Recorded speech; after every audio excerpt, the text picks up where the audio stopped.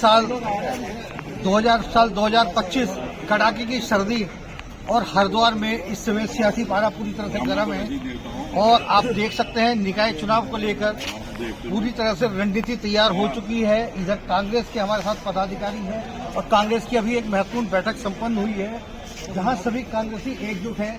सबसे पहले हम बात करेंगे अशोक शर्मा जी से। इनका बड़ा क्रांतिकारी कार्यकाल रहा, क्रांतिकारी इतिहास भी इनका है और किस तरह से आप इसको देखते हैं इस बार निकाय चुनाव में? आप निकाय चुनाव में पिछली बार की अपेक्षा इस बार कांग्रेस बहुत मजबूती से लड़ने जा रही है।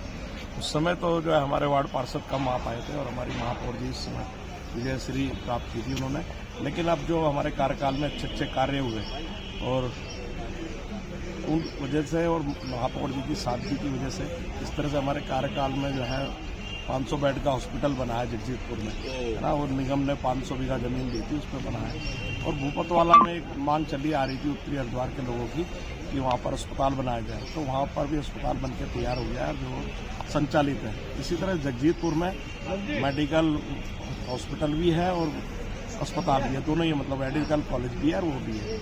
और इसके अलावा भी अनेक जो है, चाहे पशुओं के लिए चारागाह बनाने का हो, चाहे कुत्तों के लिए सेंटर बनाने का हो, चाहे सीवर के बड़े बड़े वो बनाने के हों और पानी के हों, बिजली के हों, उन सब कार्यों में हमारी मेयर साहब ने बढ़ चढ़ कर जो है योगदान दिया, उनके लिए ज़मीनें दी, तभी वो कार्य संपन्न हो पाए। इसके अलावा गत जो मेयर थे उनके कार्यकाल से कई गुना अधिक सड़कें, नालियां, पुलियां बनी और सबसे बड़ी बात ये रही कि हमारे मेयर साहब ने जमीनों को बचाने का काम किया, ना कि कब्जाने का, बचाने का काम किया। इन सब बातों को देखते हुए जनता में जो है कांग्रेस के प्रति अजीब एक गजब का उत्साह है।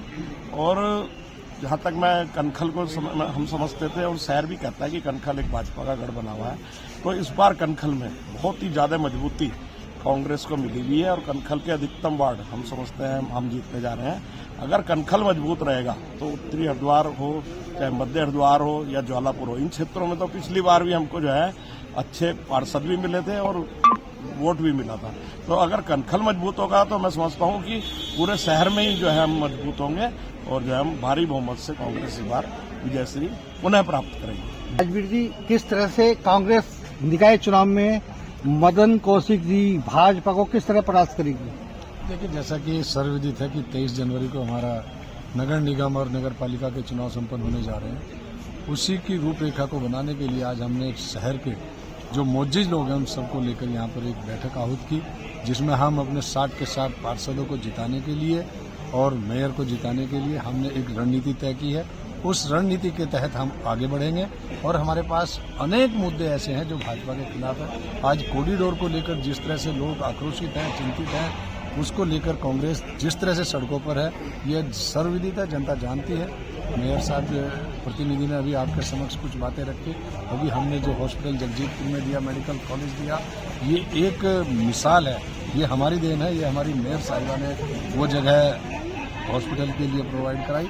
और इसके अलावा जो भी वार्डों में इनके जो पार्षदों का बहुमत रहा है, हमारी मेयर को जिस तरह इन्होंने काम रोकने का काम किया, उन्हें उनके कार्यों को बाधित करने का काम किया, उसको लेकर भी जनता में जबरदस्त रोष है। इसको लेकर ही आज जनता पूरी तरह से मन बना चुकी है कि इस बार हम वोट में भी बहुमत कांग्रेस का देंगे, मेयर भी कांग्रेस का होगा और कांग्रेस के लोगों का मनोबल पूरी तरह से बढ़ा हुआ है। कांग्रेस जीतने जा रही है। नहीं, नगर पालिका शिवालिक नगर में भी ठीक इसी तरह का माहौल है। एक तरफा वहाँ पर कांग्रेस जीत की स्थिति में है। बिल्कुल, ये आपका आत्मविश्वास है। और हम अभी ललित जी यहाँ पहुंचे हैं, हम ललित जी से बात करते हैं किस तरह से निकाय चुनाव में कांग्रेस जो है भाजपा को पटखनी देने की तैयारी कर रही है। निश्चित रूप से इस बार का चुनाव हरिद्वार के अस्तित्व को बचाने की लड़ाई है।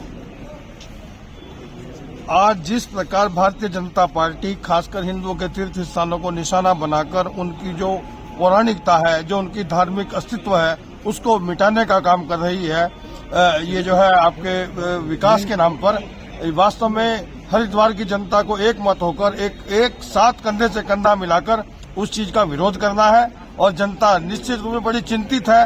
व्यापारी लोग रात को सो नहीं पाते कि अगली सुबह को पता नहीं उनका व्यापारिक प्रतिष्ठान, उनकी दुकान रहेगी या नहीं रहेगी। तो कांग्रेस जो चुनाव लड़ रही है, निश्चित रूप से जनता का सहयोग, बल्कि मैं तो ये कहूंगा हरिद्वार की जनता ही यह चुनाव लड़ रही है।